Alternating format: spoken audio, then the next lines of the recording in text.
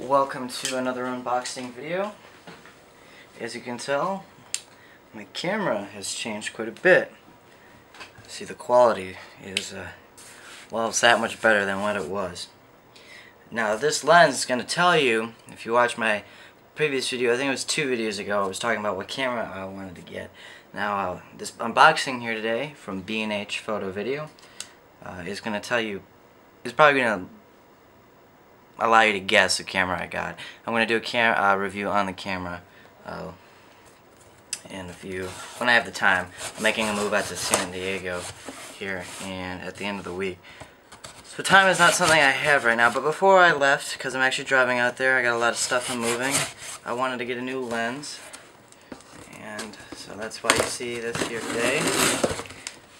Ordered this, I think, on Friday afternoon, and B&H doesn't ship out anything until business days, so it was Friday afternoon, so it was past shipping hours, so they didn't ship it out till Monday. So today is Wednesday, so it got here in a decent amount of time, respectable, especially since I'm on the East Coast.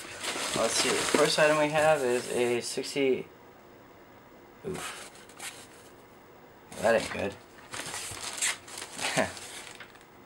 This is 58mm UV protector. We'll talk about that in a minute. I gotta check something.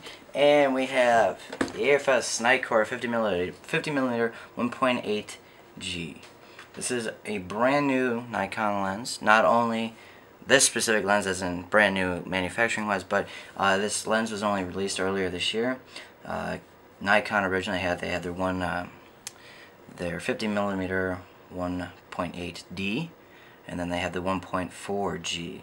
1.4G was almost twice the price of this lens, and from 1.8 to 1.4, yes, in low lighting situations it can make the biggest difference in the world, but I really thought about the kind of shooting I typically do, and I do come across dark scenes now and then, but it wasn't enough for me to spend the additional $200. So I went ahead and read some reviews, looked at some sample images, and this lens, especially, not even for the money, just this lens stands on its own, regardless of price, it takes some really nice pictures. So I figured it'd be a nice addition to my Nikon collection.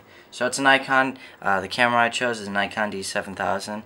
Still learning how to use it, because I'm a Canon guy.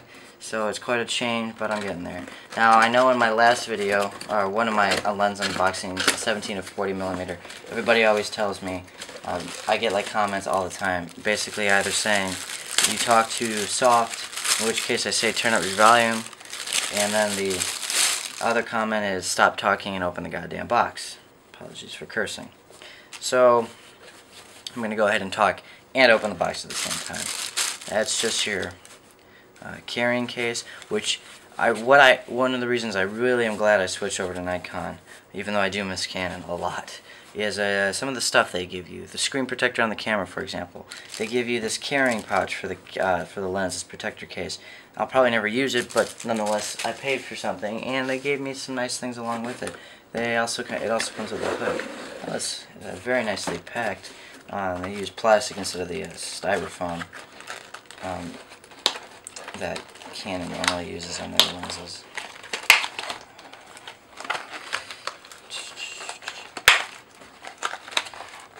Let's see.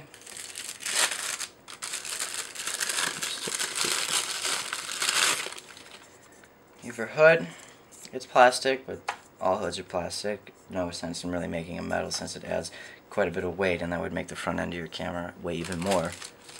So, hood. There. Your manual, 1-year warranty, 4 years extended service coverage, 5 years of protection for Nikkor AF and PC lenses. Guess I gotta register.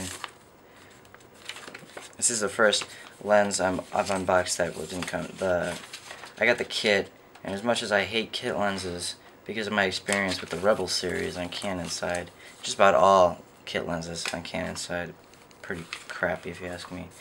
Never, as soon as I was able to replace those lenses, I did.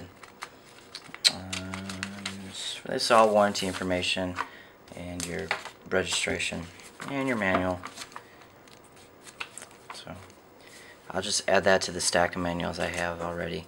The Nikon, the D7000 manual is hefty. It's quite a bit bigger and thicker than the Canon's manuals. So, all right, that's all that's in there. Just put that down.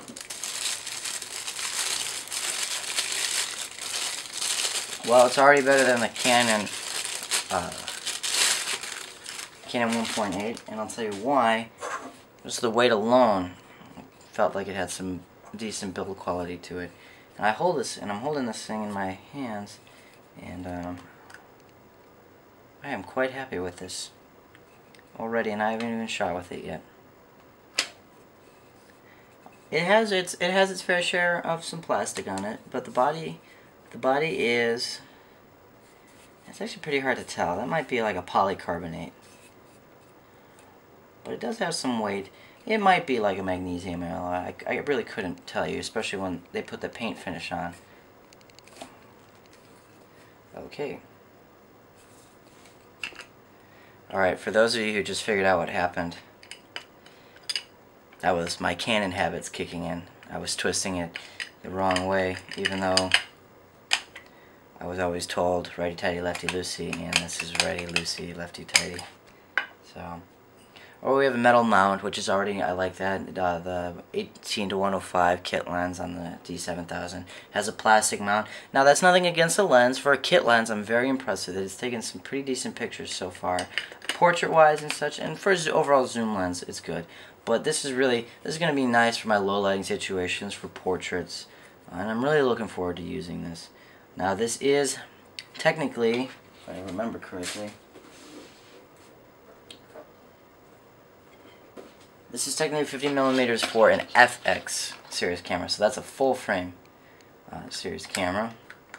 So when you put in a crop frame sensor like the one on the DX line of Nikons, you are going to not get 50mm. It's more around 75, I believe, is where I read it at, which is no big deal, which is what makes it such a great portrait lens for DX or crop frame sensors. Alright.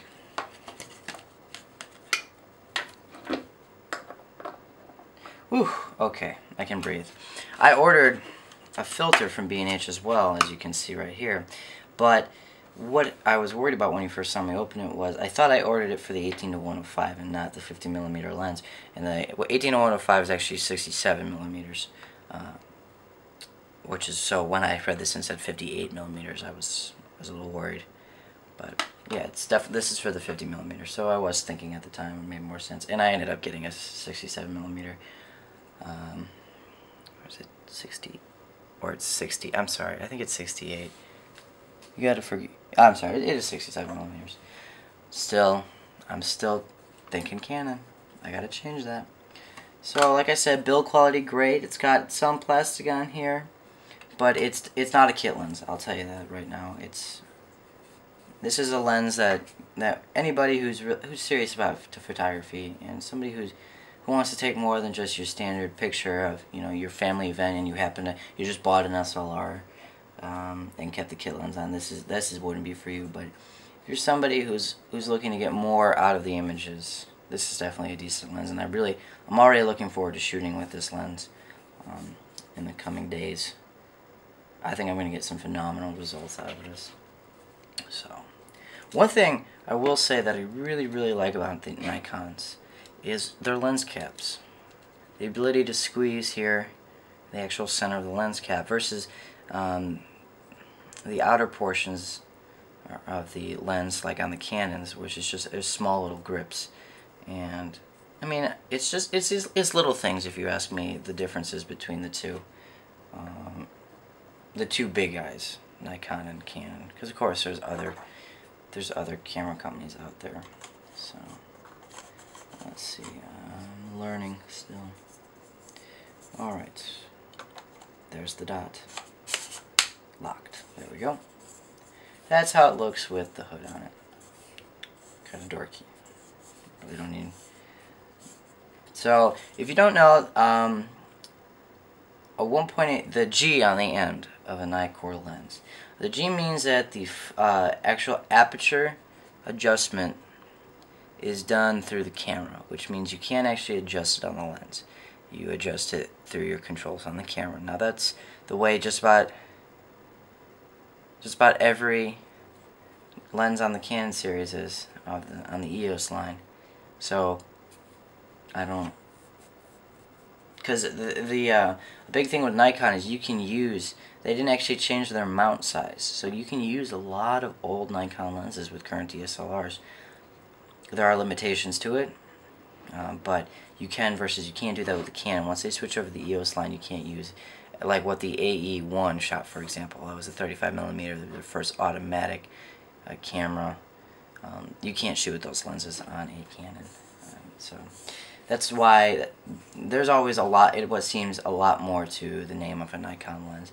But it's just listing stuff like 1.8G or 1.8D, FX, DX. So, but yeah, that's basically my unboxing. I know I talked just a lot, not so much about the lenses, but figured new video up, and I'd get to shoot the video mode on my Nikon D7000 for the first time. So now that I know I have an outstanding camera for video, but also a phenomenal camera for photography, we should hope to see some more YouTube videos here lately. And for my aviation viewers, moving out to San Diego, going to be there for 3 years now. Okay, I finished up out here in Norfolk, and I'm going out to the Marine Corps Recruit Depot San Diego, which is right next to the San Diego International Airport. So there's going to be some aviation videos, I promise. And I'll be able to start collecting again because I'll have the room and I'm not going to be moving from place to place all the time. So, for my watchers, thanks for watching, and this boxing wasn't the greatest or the most exciting thing, but enjoy it nonetheless. Thanks for watching.